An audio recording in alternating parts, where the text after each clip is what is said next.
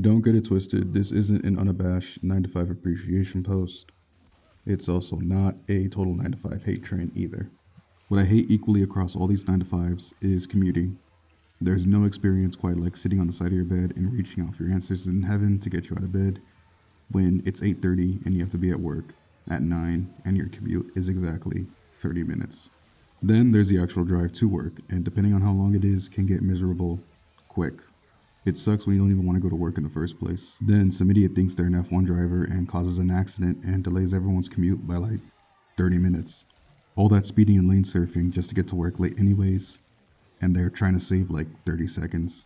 Once I'm late, I'm late. I mean, it is what it is when I get there. The only times I enjoyed commuting is when I used to take the train to get to work. It's already bad enough driving through suburbs, but driving through a city in its downtown area makes you question your life choices. The only bad thing about the train was watching out for tweakers, but they didn't cause me trouble too often. Not to mention it was just nice to zone out and not think about anything. Don't have to think about driving, and certainly don't have to think about work. Although at the mid-sized firm that I worked at last year, working from home was available year-round. No questions asked. I only ever came into the office for free corporate lunches or anything, free food, really. Even though I was allowed to work from home all the time, the downside was working 12-hour days, even on the weekends, just to use the rest of the time of my day to sleep and do it all again the next day. Next thing that sucks about a 9 to 5, and this is more of a corporate thing, is we're all faking our personalities. Corny corporate humor, people emailing out the wazoo, getting reminded about timesheets, passive aggressive managers, people who eat, breathe, and live for the corporate Kool-Aid, and then people who convince themselves that they're happy when they know deep down they hate the job. It's cringe, and honestly, my best advice, like most of YouTube, is to just do your work, be respectful and professional, and don't overshare about your life. Now, I'll contrast that with blue-collar culture. Blue-collar jobs, while there is no future or hope, can be wild in either the best or worst way. White-collar jobs, regardless of how you feel about them, what you see is what you get. Thankfully, I got lucky over the years working with super chill people who didn't take themselves too seriously, were friendly, open, and had a sense of humor. Not all that glittered was gold though. There was some drama happening behind the scenes. I always wondered about that though. I always wondered about the contrast between a working class job and an office job. What I've come to conclude is relatively simple. What it boils down to is with a corporate slash white collar job, there is a bit more to lose, at least in the accounting slash business world. Depending how far in your career you are or how high the ladder you are, your name and reputation will circle around, which matters when you're looking for exit opportunities or a new job with higher pay using the connections you will inevitably create. Whereas in the blue collar world, they're just happy you even showed up at all. CVS, Chipotle, your local landscaper, or your construction gig, they will not care if you walked out on your last job or got into a war with HR. They just care about numbers and people to produce their hamburgers. What intrinsically sucks about blue collar work is usually one of three things: doing physical labor and not being built for it, customer service that makes you question if human intelligence is on the decline, or going crazy from working graveyard shifts. Asking for time off in any job in America, blue collar or white collar, is pulling teeth and a joke. I'm not sure if this is hot take territory, but there should be a federal minimum wage on PTO. I think people should start the year off with 20 days of PTO on top of their time off compensation and holiday time. With 20 days of PTO, that's basically every 3 months a 1 week vacation if you use 5 days plus Saturday and Sunday. I remember my first corporate gig after college. During the benefits meeting, what always stood out to me and bothered me was if anyone ever wanted to dream or think about getting the 30 days of PTO a year, you'd have to be there for like another 5 years. And then on top of that, it's not like they start you off with 30 days on January 1st. You have to like accrue it as you work throughout the year. So for me, the maximum amount I could accrue was like 12 days or something. I will give them props though. They did close the office for a week between Christmas and New Year's.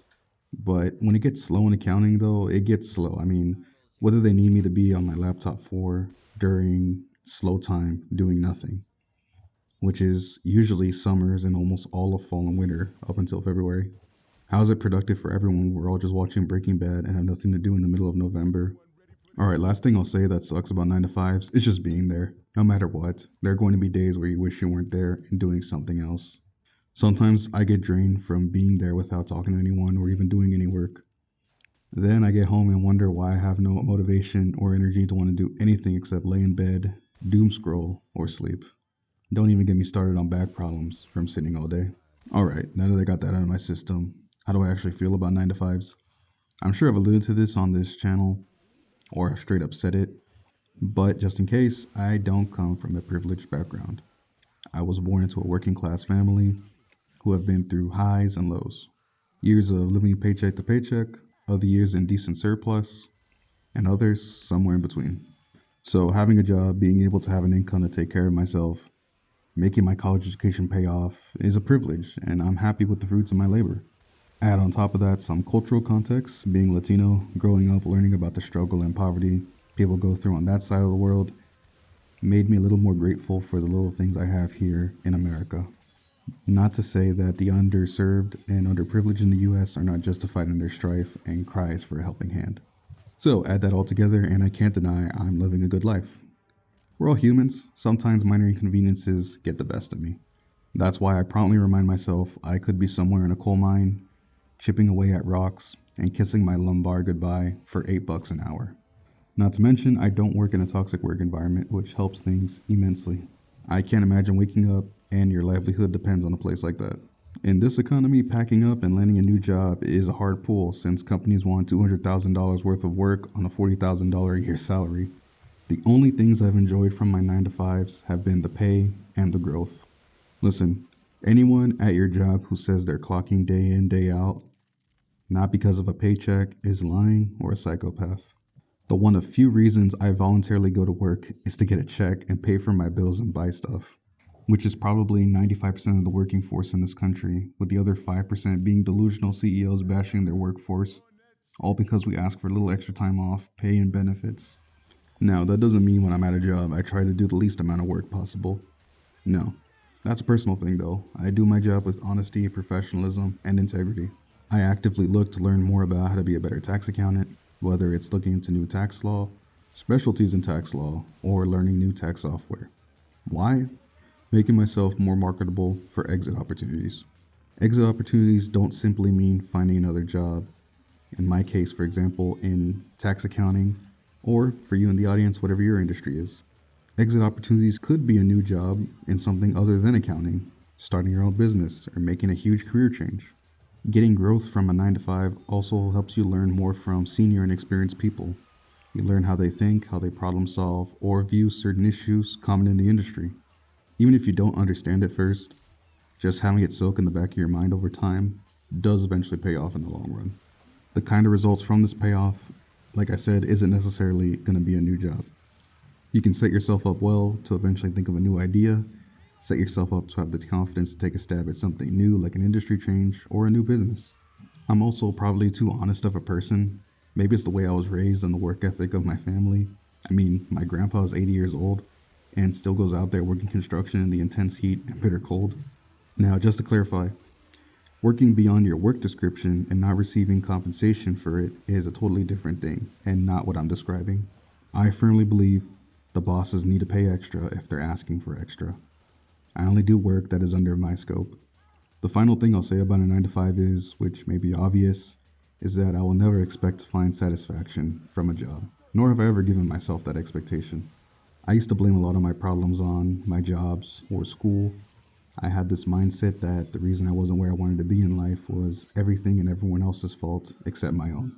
And sure, upon reflection, there may have been some truth and I was a little justified in being frustrated.